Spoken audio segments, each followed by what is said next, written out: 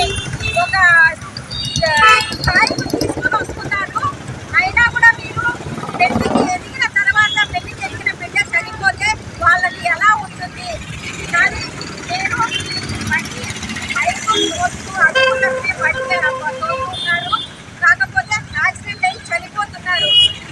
మీరు పెట్టడానికి పిల్లలు, కానీ మీరేమో వెళ్ళిపోతారు, కానీ మీ తల్లిదండ్రులకి బాధ పెట్టించి వెళ్ళిపోతున్నారు.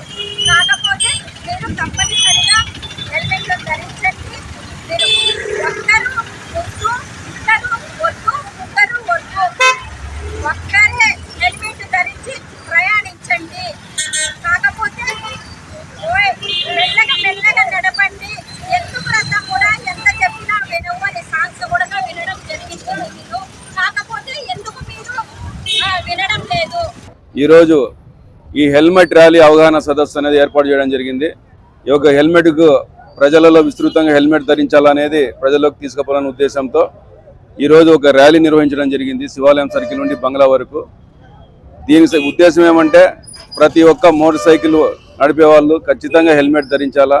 తర్వాత మన యొక్క స్టాటిస్టిక్స్లో కూడా ఈ హెల్మెట్స్ లేనందువలన యొక్క మరణాలు ఎక్కువ సంభవిస్తున్నాయని చెప్పి తెలియడం వలన దానికి ఖచ్చితంగా హెల్మెట్ ధరిస్తేనే ప్రాణాలు దక్కుతాయనే ఉద్దేశంతో దీన్ని విస్తృతంగా ప్రజల్లోకి తీసుకుపోవాలని చెప్పి రవాణా శాఖ ఆధ్వర్యంలో అలాగనే పోలీస్ శాఖ ఆధ్వర్యంలో మనము ఈ యొక్క కార్యక్రమాలు చేయడం జరుగుతుంది. ఈ సందర్భంగా మన యొక్క పాత్రికేయులకు మిత్రులకు అందరికీ కూడా తెలపడం ఏమంటే మీడియా మిత్రులందరికీ కూడా దీన్ని విస్తృతంగా ప్రజల్లోకి తీసుకొని పోయేసి మా యొక్క రవాణా శాఖ అండ్ పోలీస్ శాఖకి మీరు సహకరిస్తారని చెప్పి ప్రజలు ఈ సందర్భంగా కోరుతా ఉన్నాను. కాబట్టి ఈ యొక్క మాసోత్సవాలు మనకి 31వ తేదీ వరకు ఉంటాయి. అంతవరకు కూడా ఈ అవగాహన కార్యక్రమాలు అనేది కంటిన్యూగా చేస్తాం పోలీస్ శాఖ అండ్ రవాణా శాఖ సందర్భంగా. మరియు పోలీస్ శాఖ రాయచోటి పట్టణంలో హెల్మెట్ అవగాహన సదస్సు నిర్వహించడం జరిగింది. జనవరి 1వ తేదీ నుంచి జనవరి 31వ తేదీ వరకు ప్రతిరోజు ఏదో ఒక కార్యక్రమం ఈ రోడ్డు భద్రతా మాసోత్సవాల్లో భాగంగా మేము కండక్ట్ చేస్తున్నాము. ఇది వరకు మదనపల్లిలోను అలాగే రాయచోటి, పీలేరు ఇలా అనేక పట్టణాల్లో ఏదో ఒక కార్యక్రమం విద్యార్థులకు అవగాహన కానివ్వండి, ఈ డ్రైవర్స్కి కానివ్వండి, అలాగే మన పోలీస్ శాఖ మన రవాణా శాఖ ఇద్దరు కలిపి అన్ని కార్యక్రమాలు చేస్తున్నాము.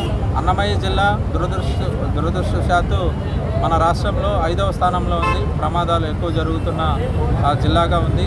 మనమందరూ కలిసికట్టుగా ఈ ప్రమాదాలను తగ్గించడానికి మనము కృషి చేయాల్సి ఉంది. పోయిన సంవత్సరం 2025లో 684 ప్రమాదాలు సంభవిస్తే అందులో 374 మంది మరణించడం జరిగింది. కాబట్టి ఈ డెత్ రేటు చాలా ఎక్కువగా ఉంది అన్నమయ్య జిల్లాలో. మీ అందరికీ కోరేది ఏంటంటే హెల్మెట్ ధరించండి. హెల్మెట్ వల్ల మీరు మన ప్రాణాన్ని కాపాడుకోవచ్చు. ప్రమాదం జరిగినా కూడా హెల్మెట్ ఉంటే మనం ప్రాణం కాపాడుకొని బయటపడవచ్చు. కావున మీరందరూ మాకు సహకరించాలని కోరుతున్నాము. అదేవిధంగా గుడ్ సమ్రేటర్ అని ఒక లా ఉంది. ఎవరైనా ప్రమాదం జరిగినప్పుడు సహాయం చేస్తే వాళ్ళు ప్రాణాలను కాపాడడానికి సహాయం చేస్తే వాళ్ళకి 25,000 బహుమతి కూడా ఇవ్వడం జరుగుతుంది. సో ఈ గుడ్ సమ్రేటర్ లాని కూడా మీ మీడియా ప్రతినిధులు ప్రజల్లోకి తీసుకెళ్లాలని కోరుతున్నాను.